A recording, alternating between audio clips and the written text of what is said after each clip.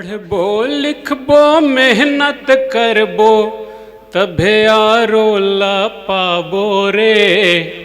सुख के बीरुआ आवो संगी घर घर माँ जगाबो रे। पढ़बो लिखबो मेहनत करबो तभे आरो ला पाबो रे। सुख के बीरुआ आवो संगी घर घर माँ जगाबो रे। सुख के बीरुआ आवो संगी घर घर माँ जगाबो रे। ये धरती अगास अमर है, हरियर जंगल झाड़ी है।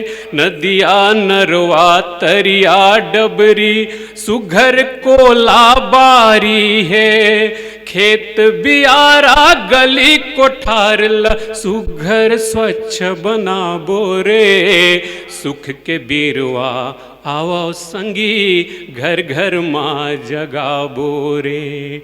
पढ़बो लिखबो मेहनत करबो तभे आरो ला पाबो रे। सुख के बीरुआ आवो संगी घर घर माँ जगाबो रे। नाश नशा के करबो आवो भारत नावा गढ़बो आवो।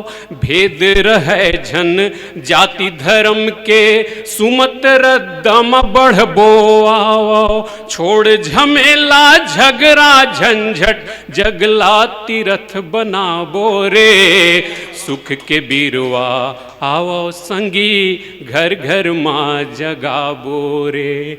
पढ़बो लिखबो मेहनत करबो तभे आरो ला पाबो रे। सुख के बीरुआ आवो संगी घर घर माँ जगाबो रे। जिंदगी के धूरी ला संगी नर नारी जूर मिल खिंचबो। सौर करन्नोनी के ओत के जत का बाबू बर छितबो। चंदा सूरज के जोत बरोबर मया पीरित बगराबो रे। सुख के बीरुआ आवो संगी घर घर माँ जगाबो रे।